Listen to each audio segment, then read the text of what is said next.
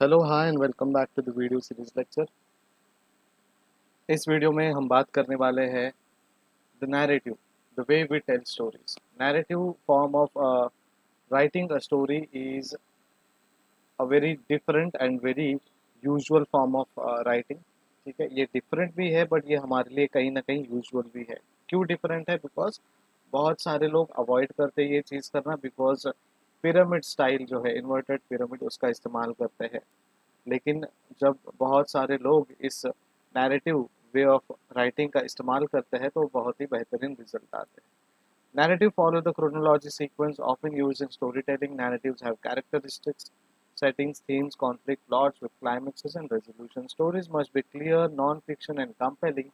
Narratives are detailed and their endings are often take you back to the beginning. अगर मैं ये video lecture एकदम detail में आपको बताऊँ, नैरेट करके बताऊँ, हर एक चीज़ को एक्सप्लेन करके बताऊँ, या फिर पूरे डिटेलिंग में आपको हर एक चीज़ बताऊँ कि अब मैं क्या कर रहा हूँ, किस तरीके से आपको मैं लेक्चर दे रहा हूँ, क्या क्या सिनेरियो मैं सोच रहा हूँ, तो ये सारी चीज़ें जो है आपको नरेशन में आती है। यहाँ पे कैरेक्टर होता है, एक सेटिंग होती है, कुछ थीम्स होते हैं, कॉन्फ्लिक्ट्स होते हैं, प्लॉट होता है, क्लाइमेक्स होता है और उसका रेजोल्यूशन होता है।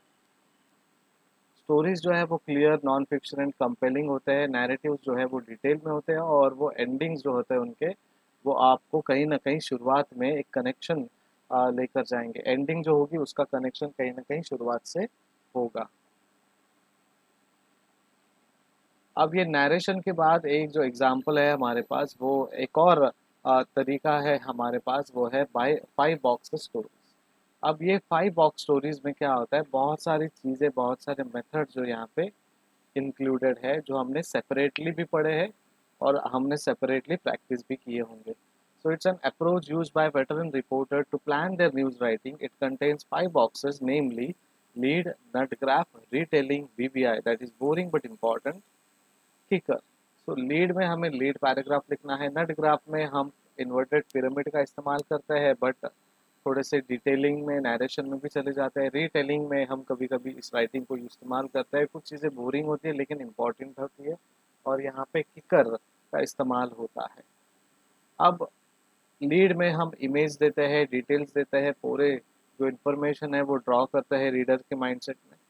अब नट ग्राफ के थ्रू हम प्रोवाइड करते हैं कि क्या कॉन्टेक्स्ट है, और रीटेलिंग के थ्रू हम स्टोरी को शुरुआत करते हैं फ्रॉम द फर्स्ट बॉक्स, कि हमने ये स्टोरी क्या कही, किस बारे में थी और कैसे ये स्टोरी को हमने प्रेजेंट किया, वो तरीके को हम रिटेलिंग कहते हैं। And then BBI, boring but important, statistics है, एक्सपर्ट्स ओपिनियंस है, लोगों के ओपिनियंस है।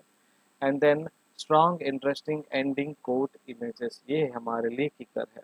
तो बहुत ही स्ट्रॉन्ग होते हैं, इंटरेस्टिंग रहते हैं और एंडिंग में ही हम इसे प्रोवाइड करते हैं। और यहाँ पे कोट एंड इमेजेस होते हैं। लीड में images are different and quotations में इमेजेस जो है वो अलग होते हैं।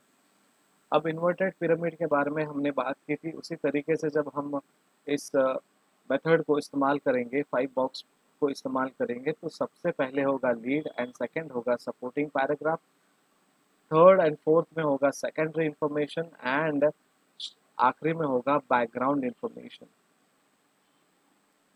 अब ट्रेंड पीस के हिसाब से अगर देखोगे तो anecdotes that illustrate trend, then statistics that clearly establish trend, then speculation by experts on probable causes and significance of trend, and then kicker, preferably alluding to original anecdote। इस तरीके से हम पिरामिड को इस्तेमाल कर सकते हैं। अब वॉल स्ट्रीट जर्नल का जो फॉर्मूला है वो 4 तरीकों में डिवाइडेड है। Number 1, focus on individual, then transition to large issue. एक इंडिविजुअल पे फोकस कीजिए, लार्ज इशू में उस पर ट्रांजिशन कीजिए एंड डेवलप कीजिए कि लार्ज इशू क्या है और वो लार्ज इशू को हम किस तरीके से प्रेजेंट करें। So basically focus on individual, transition देना है कि वो लार्ज इशू बने और लार्ज इशू को हमें और डेवलप करना है।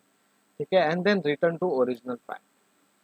जैसे अमिताभ बच्चन जी का अभी हाल ही में आँख का ऑपरेशन हुआ है, तो हमें इंफॉर्मेशन देना है ओरिजिनल इंडिविजुअलिटी के बारे में। इशू को थोड़ा एक्स्ट्रा ऑर्डिनरी और एग्जैक्जरेट करके थोड़ा सा बताना है कि उन्हें कुछ दिखाई नहीं दे रहा है या फिर उन्हें पार्शल दिखाई दे रहा है, 2 दिन से वो देख नहीं पा रहे हैं, और उस स्टोरी को और डेवलप करे क्यों नहीं देख पा रहा है। एंड देन रिटर्न कीजिए कि क्योंकि आंखों में पट्टी बंधी थी इसलिए वो देख नहीं पा रहे, अब उनकी आंख जो है वो सही सलामत है, and now he will start or resume his work. Then multiple element है स्टोरीज में, जहाँ पे मल्टीपल लीड होते हैं, element A, element B, development of element A, development of element B, bullets and element C, element D, element E, element F, ऐसे अलग अलग element जो है हम हमारे स्टोरीज में ऐड करते हैं। तो इस तरीके से आपके लिए पूरा वीडियो लेक्चर बनाया है। Thank you so much, keep watching, keep studying and take care, bye bye. Video पसंद आ रहा है तो लाइक कीजिए, शेयर कीजिए, और अभी तक सब्सक्राइब नहीं किया है तो बेल आइकन पे क्लिक कीजिएगा, जो सब्सक्राइब के बाद आता है, और हमारे आने वाले नोटिफिकेशंस के लिए भी रेडी रहिएगा। Thank you so much, bye bye.